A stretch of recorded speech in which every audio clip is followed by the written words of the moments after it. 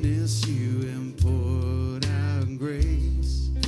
You brought me out of darkness. You have filled me with peace. Giver of mercy, you're my help in time of need. You, Lord, I can't help but sing. Faithful you are, faithful forever you will be. Faithful you are, and all your promises are yes and amen. All your promises are yes and amen.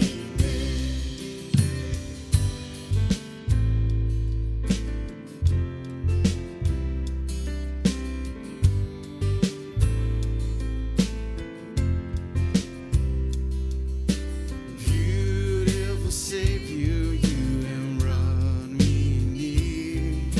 You pulled me from the ashes. You have broken every curse. Blessed Redeemer, you have set this captive free. Yes, you have. Lord, I can't help but say, faithful, faithful you are. Faithful forever you will be. Faithful you are, and all your promises are yes and amen. Sing faithful, faithful you are, yeah. Faithful forever you'll be. Faithful you are, yeah. And all your promises are yes and amen. And all your promises are yes and amen.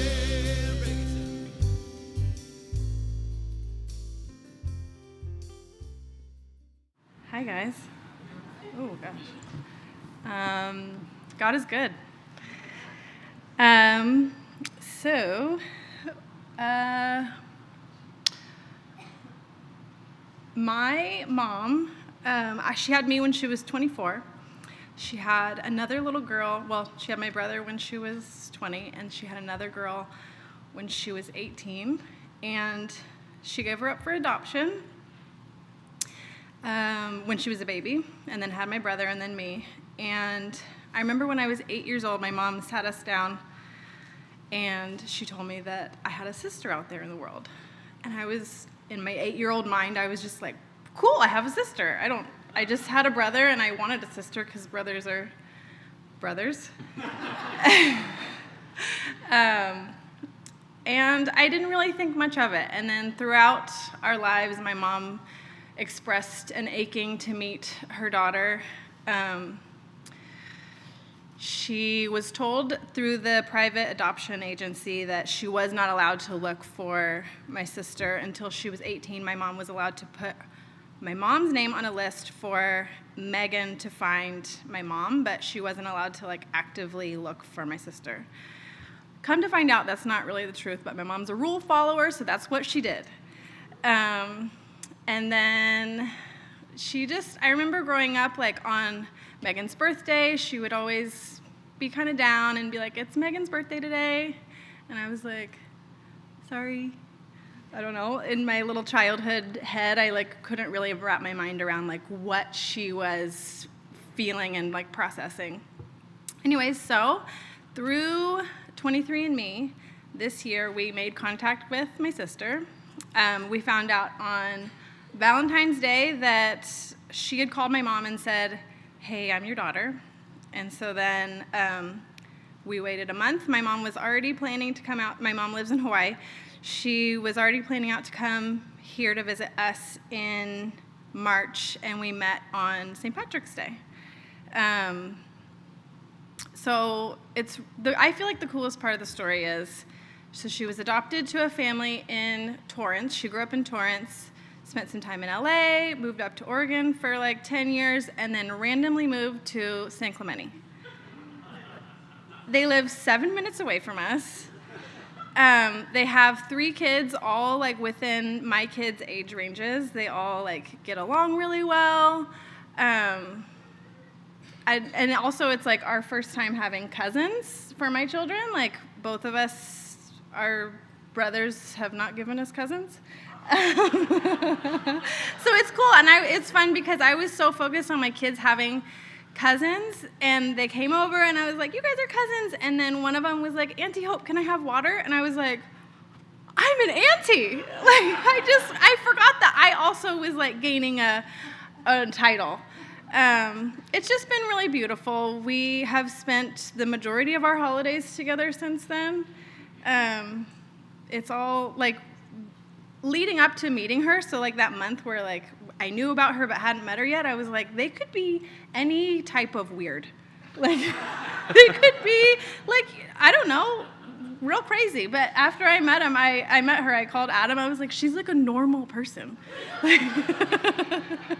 We like hanging out with them, and they love the Lord, and it's been really cool. And also, I just want to say also, this is a huge testament to a faithful mother's praying heart. My mom never stopped praying for Megan, and he did it. He brought us together. So.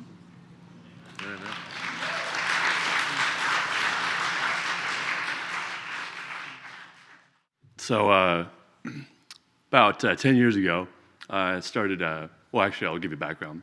I've got a younger brother, it's David. He plays the piano sometimes. But he's 4 years younger than me. And so we grew up, and after college, he went up in Northern California. So, but growing up, I'd say we weren't really close. And, could be age, but, I had my life down here in Southern California, and he had his life in Northern California. But about 10 years ago, I started praying that I had a relationship with him. And, I prayed throughout the years, journal about it, but for just to be close to my brother, because you only get one brother. And so got married 6 years ago. 5 years ago, my wife and I went on our first marriage retreat. And we specifically were looking for home, but we had Cooper and Kelly. We prayed that we just asked them to pray for us to buy a home. And this year, my brother moved down, and then we bought our first home, but we didn't just buy anywhere. I live a mile away from my brother. And so my encouragement is that it may take some time for those prayers to come to come true fruition for God to answer, but His timing is perfect. And so if anybody has a family member that they would like to draw closer to, don't lose hope, because God can do amazing things, incredible things, like He has done with my brother. And and if anyone is looking for a home or a place to buy, don't lose hope. The giants can be big in this land, but this land is the land of flowing with milk and honey. And so don't lose hope, because He can do the impossible. So thanks, Michael. I wasn't going to come up here, but since you talked about your relationship with your brother, I thought I would share a little bit about what happened this year. So those of you that weren't here last year, just really quickly, I got up here and made a plea. Actually, it was a plea. My sister Noreen, the youngest one of the four of us, was really angry. She was angry at my sister Marianne, and she was angry at me. Mainly, it seemed, for what COVID was doing. My other sister and I were not vaccinated. We weren't talking about it. We weren't like bragging about it. We weren't trying to make a case for it not getting vaccinated. But that's what it appeared to have happened with my sister Noreen. So Christmas comes along. We normally spend Christmas together. We didn't get to spend Christmas together because she wouldn't even let us in her house. So it was really difficult. And the Lord told me, Rhonda, you just need to listen to her. So I went up to my sister Mary Ann's, came back to Burbank, and spent 2.5 hours out in the rain, letting my sister just rip me up one side and down the other for just a number of things.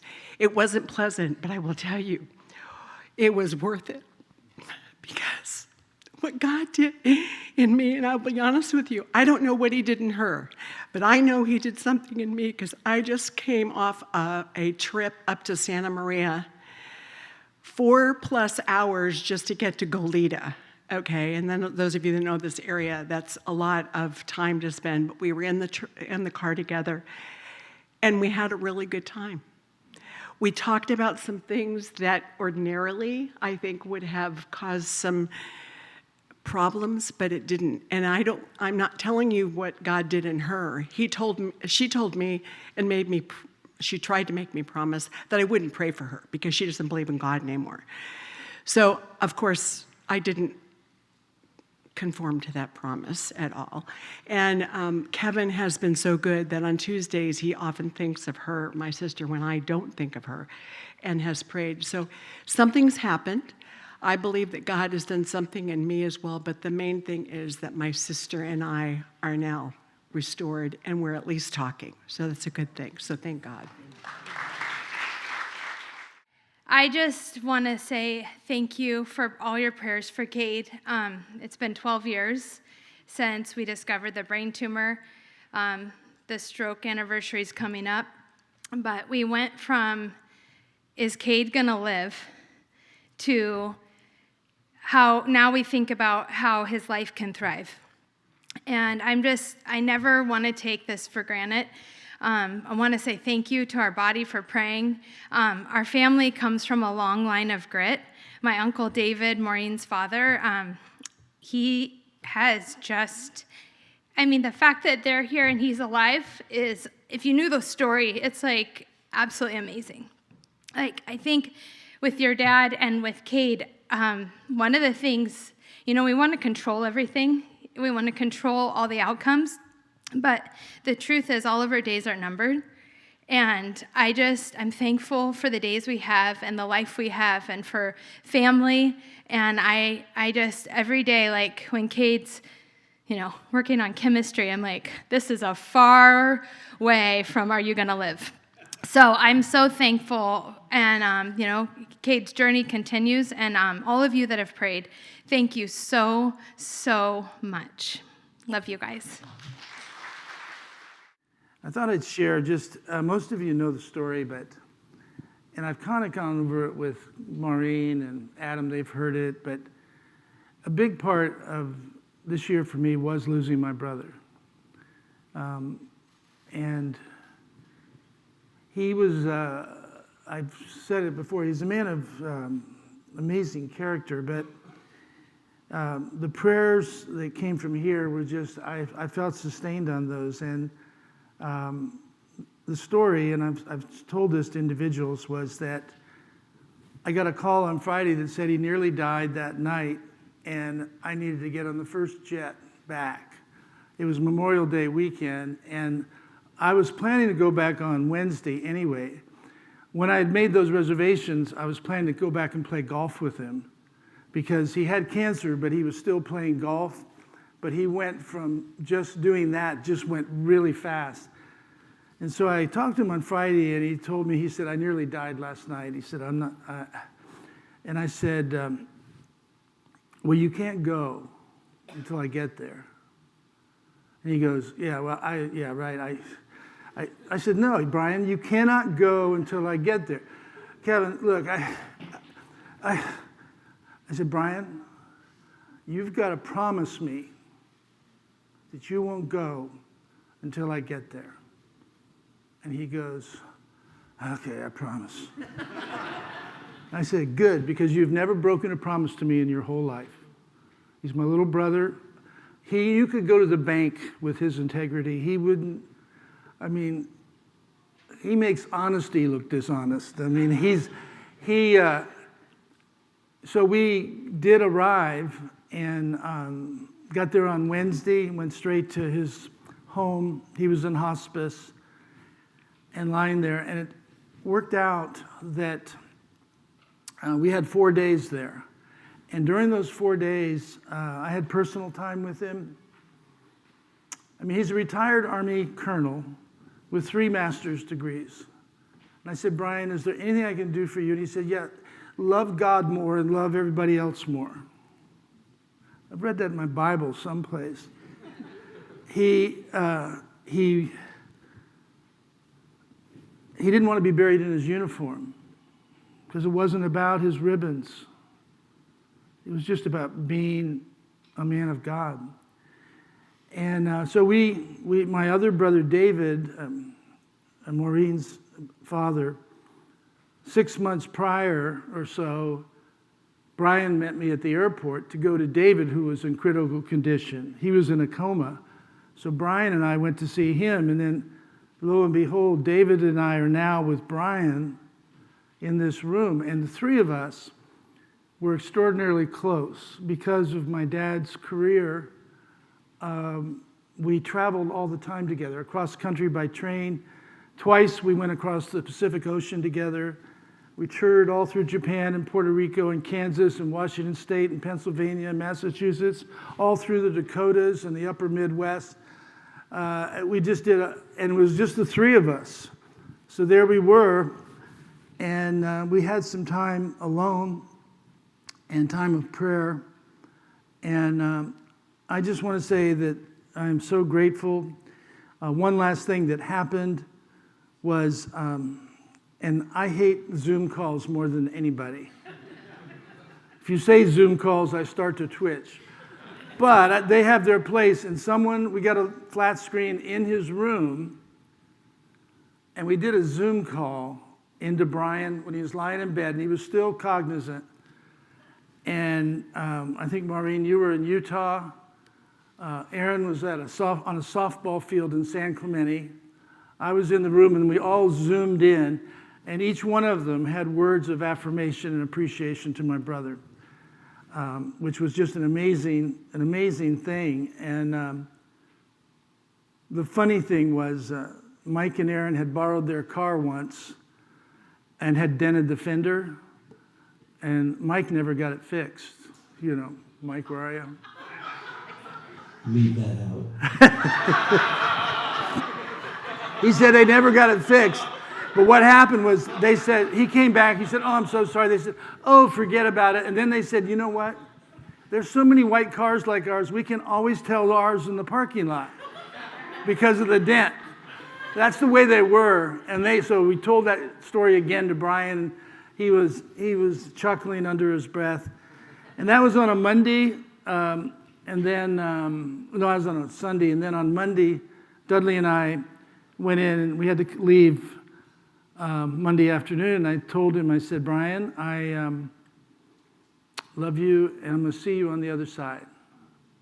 And he goes like that. And we left on Monday, and he died Tuesday. I just want to, I couldn't have orchestrated any of that, the timing, the opportunity for our whole family, and I'm just grateful to God. We continue on with my other brother, who I know I get a lot of attention because I'm the pastor, you know, so I'm joking, but I just am so grateful. And I'm grateful as I see you battle through the battles you have. Some of these battles are life and death. And as a Christian, I want to walk with Christians that I can go into battle with. Who wants to go in with Christian light? Who wants to hang around with somebody that'll run? God's called us to depth. He's called us to walk this thing out. It wasn't my idea, it was his. He said, pick up your cross, deny yourself, and follow me. Lose your life for my sake that you might find it. So I throw up my hands, I praise you again and again. 'Cause all that I have is hallelujah, hallelujah.